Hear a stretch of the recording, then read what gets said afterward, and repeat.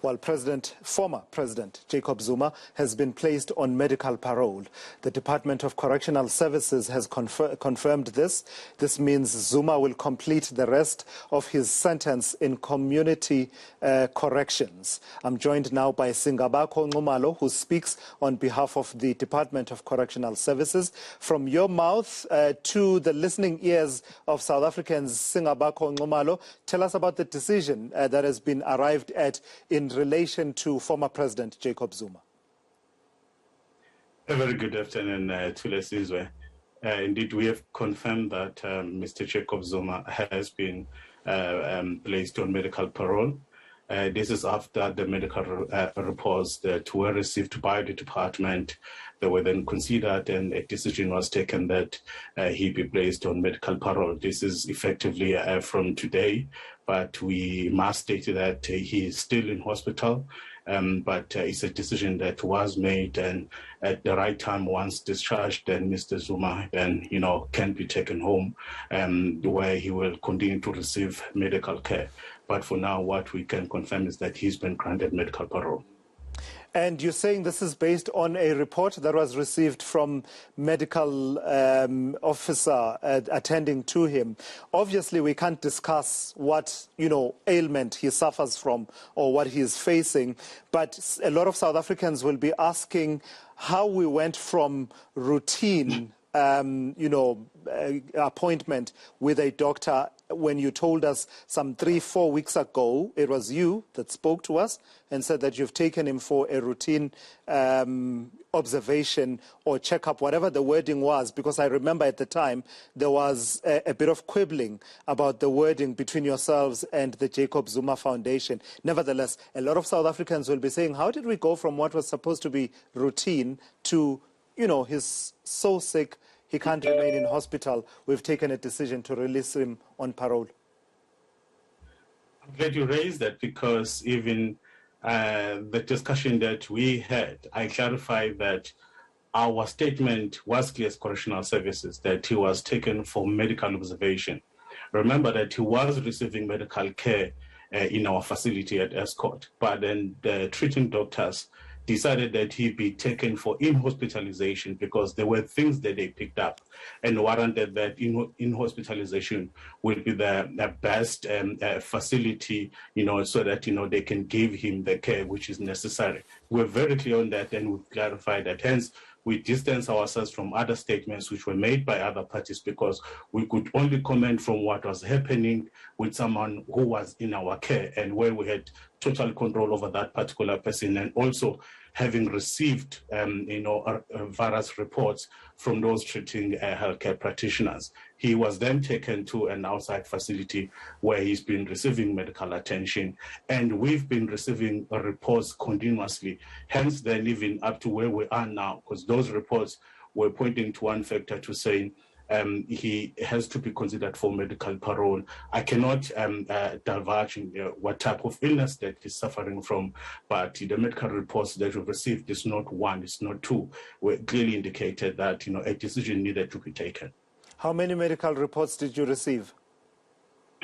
It's not one, it's not two, but I cannot divulge how many, but there were medical reports, because this is a specialized area. It's not a decision that you can just take from just looking at the person. Medical examination has to be conducted, and then a recommendation has to be made. But then eventually, Section 75(7)(a), then affords the National Commissioner a responsibility to then, make that particular final decision to say, is this person granted medical parole or not? We will get to that Section 75(7)(a) in a moment, but just without divulging, and I'm not in any way asking you to divulge his medical condition, on a gradient, would you say that when he went to this observation, which was meant to be routine, regular, nothing extraordinary initially, to where he's getting medical parole, on a gradient, would you say his state of health deteriorated over these weeks? We are guided by what medical experts, inform us. And we've been receiving, reports continuously. And it was based on those particular reports to say, we needed, to to take a decision. So I wouldn't want to dive into that particular space because it's a specialized area that would be really risky for me because, I'm a layman when it comes to, Absolutely. But I guess what I'm asking you is when you took it... Yeah. Okay. So what is clear here is that you ought to afford space to specialists to do their job, then come back to advise you to say, as we examine this person, as we treat this person, this is what we are getting, and this is the treatment that we place him on, and this is how this person is coping or is being or has been stabilized, and then they must then indicate to say, what is the likelihood that this person eventually, will recover fully and then be taken back to a correctional facility. So you are guided by these aspects. Perfectly fine, Singabakho. So let's take his medical condition and put it aside and ask you, as a department that does corrections in our country and is responsible for detention of offenders. You are saying to us that you were comfortable to have Jacob Zuma as an inmate at Escort Prison some 3-4 weeks ago, and now, having heard everything you've heard, you are no longer comfortable to continue to have him in detention. You no longer consider it to be something that is palatable within our human rights scheme and our approach to corrections.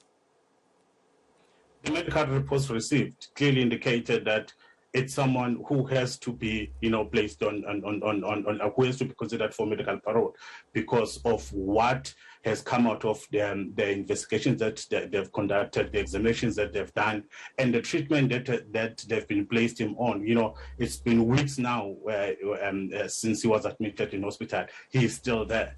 So it's based on those reports where we then had to make a decision to say, it's something that can no longer, be put aside.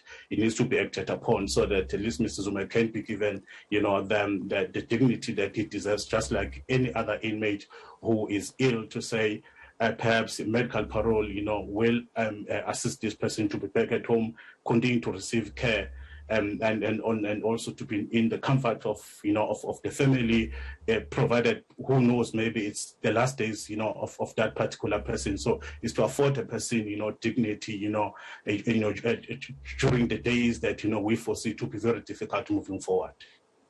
All right, I'm going to give you a chance to explain a bit more on that last part you are saying, that perhaps this person could be their last days.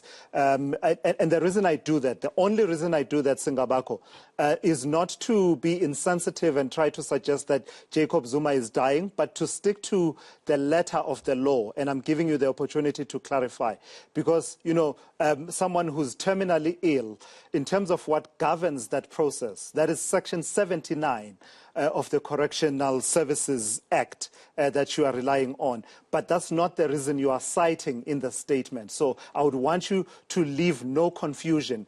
Are you relying on Section 79 of that act, which has to do with someone who's terminally ill, and therefore, the department deciding this person must be placed on medical parole? Or is the true position that you are guided by Section 75, which really is the discretion of the Commissioner of Correctional Services for someone who's serving a term of less than 12 months?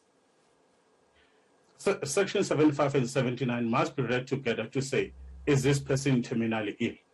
Is this person physically incapacitated? Is this person in a way hindered to conduct daily activities in a correctional facility? And then you then have to say, okay, having considered all of this, looking at what the medical report is saying, then a decision has to be taken. And now, what happens now that he is placed on medical parole? What does it entail? Is he free altogether, in that his due to society for contempt of court has been served, or does he remain someone who is within the authority of DCS? Medical parole placement means that Mr. Zuma will complete the remainder of the sentence in the system of community corrections. What do we mean by that? Is that you are placed out, but there are certain conditions that you need to abide by, mainly because you have not finished serving your sentence. Up until that sentence expires, then that person will be removed from our system. But as things stand, Mr. Zuma will remain in our system, but under what we call community corrections, meaning now this is a person who's back in the community, but there are certain conditions which are then attached to him, so that then this person must comply with these particular conditions. Are you able to share the conditions for Mr. Zuma? When you talk about community corrections, what can South Africans expect Mr. Zuma will be doing by way of community corrections?